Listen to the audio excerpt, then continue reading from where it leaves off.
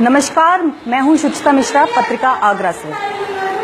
नवरात्र का पावन महीना चल रहा है। इस पावन महीने में हम उस माँ को खुश करने की कोशिश करते हैं जिस माँ को हमने सिर्फ सपने में ही देखा है या संस्कारों में हमारे माता पिता ने जिसके बारे में हमें बताया है।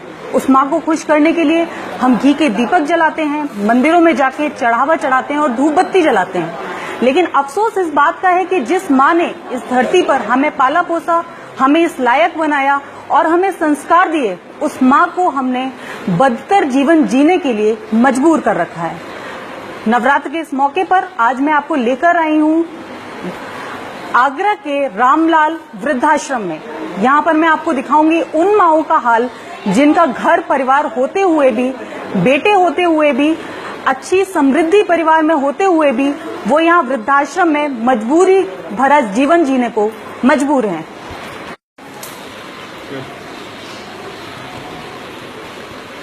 सबसे पहले हम बात करते हैं आगरा की कमला नगर की नीलम मिश्रा से। आंटी नमस्ते। नमस्ते बेटा। क्या हुआ आंटी आपके साथ में, कहाँ की रहने वाली हैं आप, अपने बारे में थोड़ा सा बताइए। मैं क्या नाम है, रावतपाड़े की रहने वाली हूँ बेटी। कमला नगर में मेरी शादी हुई थी। मेरी मार्केट है, कोठी है। बहू बेटा बहुत तंग करते थे, सबसे ज्यादा बहू बहुत लड़ती थी। सारी संपत्ति जायदाद सब ले लिया मुझसे। अब मेरी लड़की को भी निकाल दिया। लड़की के निकालने के बाद हम दोनों को निकाल दिया, पति पत्नी को। अब क्या कहते हैं, खाना बनाना सारा काम पूरा डिटो मैं करती थी। खाने के टाइम पर लड़ने के लिए तैयार हो जाती थी, गंदी गंदी गालियां बकती थी बहू। मेरे से बोले हम दोनों तलाक लेंगे, हम तलाक लेंगे। मैंने कहा तुम तलाक मत लो, हम घर छोड़ के चले जाएंगे। फिर हम दोनों यहाँ पे आ गए। कितने समय से रह रहे हैं आंटी आप? मेरे को 8वां महीना चल रहा है। 8वां महीना चल रहा है। एक बार भी वो लोग मिलने नहीं आए आपसे? नहीं, बहू बेटे मिलने नहीं आए। बड़ी बेटी आती है मिलने मुझे, दामाद आते हैं, छोटी बेटी आती है। बेटी आपकी यहीं पर आगरा में रहती है? हाँ, आगरे में ही रहती है, वहाँ पे दयालबाग के पास ही। इसके बाद हम आपको मिलाते हैं एक ऐसी माँ से जो एक महीना गुरुद्वारे में वक्त गुजार कर आई। उसके बाद में मजबूर होकर उन्हें इस आश्रम में आना पड़ा। यहाँ पर भी वो अभी तक अपने बेटे का इंतजार कर रही हैं और ये देख रही हैं कि उनका बेटा जरूर आएगा। उनके बेटे से उनकी बात होती है, वो हर बार उन्हें दिलासा देता है कि वो हर 2 घंटे में बोलता है कि मैं आ रहा हूँ, लेकिन कोई नहीं आता। आइए उनके मुंह से जानते हैं उनका हाल। आंटी, क्या नाम है आपका? Aunty please.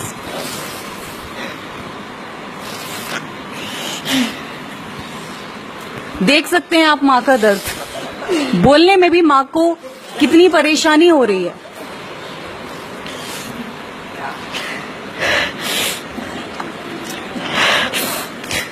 बताइए आंटी, सबको बताइए। मेरा नाम है, बोलूं? आगरा के पश्चिमपुरी इलाके से फ्लैट बेचने के बाद में नोएडा में फ्लैट खरीदा। माँ को बोला कि हम सब साथ मिलकर रहेंगे, लेकिन साथ लेकर नहीं गया, बल्कि माँ को गुरुद्वारे में छोड़ गया। 1 महीने गुरुद्वारे में वक्त गुजारने के बाद में माँ को गुरुद्वारे से भी बाहर का रास्ता दिखा दिया गया। मजबूर होकर ये माँ रामलाल वृद्धाश्रम में आई है। रामलाल वृद्धाश्रम में आकर के इन्होंने बेटे से कई बार संपर्क किया। हर बार यही दिलासा मिला कि थोड़ी देर में लेने के लिए आ रहा हूँ, लेकिन अब तक इनका बेटा यहाँ नहीं आया है। इसके बाद हम बात करते हैं, आंटी आपका नाम? ओमवती आंटी से। ओमवती आंटी से पूछते हैं वो यहाँ पर क्यों है और क्या वजह है, क्या हुआ था उनके साथ में। आंटी कब से रह रही हैं आप यहाँ? 4 महीने हो गए बेटा। 4 महीने। आपके साथ क्या हुआ था, कहाँ के रहने वाले हैं आप? हम रहने वाले हाथरस के जी। नंदलालपुर में मकान है 2 मंजिल का। नंदलालपुर में? हाँ।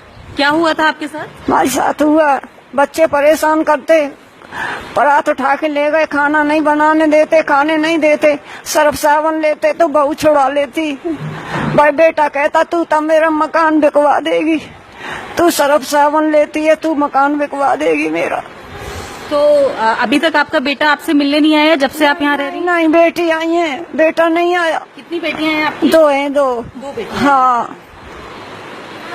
आंटी आपका नाम?